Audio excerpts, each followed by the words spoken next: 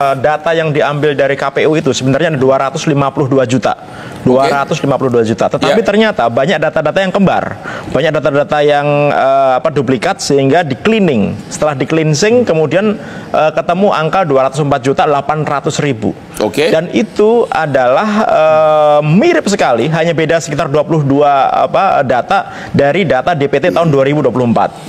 Nah, kemudian si Jimbo ini memberikan sampel 500 ribu data gitu. Nah, gratis itu, gratis free, bisa download. Jadi para semua orang bisa download. Coba beli gratis 500 ribu. Gratis. Nah, kemudian saya coba untuk melakukan verifikasi random begitu. Beberapa puluh saya tes random di situsnya KPU, cek DPT online begitu, dan semuanya valid begitu. Artinya apa? Ini adalah data yang memang valid begitu, termasuk juga nama TPS-nya, termasuk juga namanya, kakaknya dan lain-lain begitu.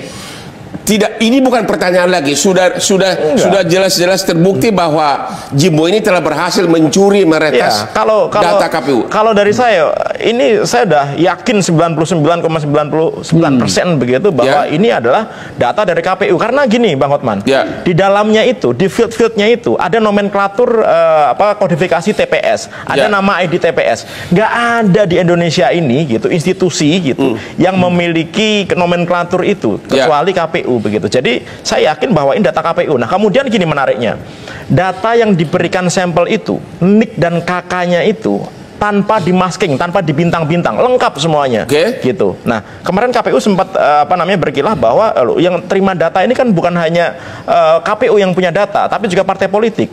Partai politik itu mungkin bisa ditanyakan nanti, data yang diberikan itu data yang sudah dimasking, yang sudah dibintang-bintang gitu. Nah, kemudian ada lagi tuh, loh, yang punya data tidak dibintang itu ada KPUD gitu. Saya bilang, loh, menurut aturan KPUD itu hanya punya data DPT sesuai dengan daerah yang tersebut.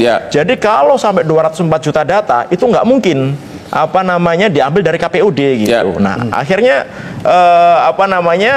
sampai sekarang juga belum ada informasi ya gitu. Ini sudah lebih dari seminggu, Bang Hotman, gitu. KPU tidak memberikan rilis tanggapan apapun. Sebenarnya kita punya undang-undang nih, undang-undang nomor 27 tahun 2022 tentang undang-undang pelindungan data pribadi, yang harusnya maksimal 3 kali 24 jam ketika terjadi insiden cyber itu pengendali data dalam hal KPU wajib mengumumkan kepada masyarakat. Analisa Bapak sebagai ahli cyber, kenapa KPU belum memberikan tanggapan? Apakah karena dia belum berhasil menemukan pelakunya atau gini, kalau pelaku jangan kita omongin lah ya gitu.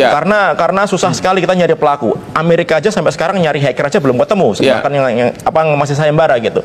Nggak usah pelakunya lah. Saya pikir bagaimana si KPU ini bisa melakukan audit forensik secara cepat gitu, mengidentifikasi apakah data tersebut benar-benar data KPU. Kalau menurut saya simpel aja sih. Data sampelnya dibandingkan dengan data yang ada di KPU itu cukup butuh waktu nggak nyampe sejam, kita bisa tahu data itu dari KPU. Jadi Bapak sebagai ahli cyber sudah yakin 100% bahwa data pemilih tetap 204 juta telah diretas, telah dicuri orang lain dari KPU. 99,99%. Itu sudah otentik. No question anymore. No question.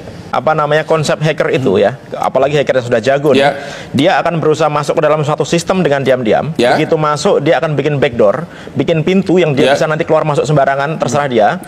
Di dalamnya, begitu dia dapat akses admin gitu atau akses root gitu, akses tertinggi dalam jaringan, dia bisa ngapain aja, Bang? Bisa nyuri data kayak sekarang, dia bisa merubah data, bisa merusak data, bisa menduplikasi data gitu, dan bisa ngapain aja di situ. Berarti nanti data rekap pemilu bisa dirubah.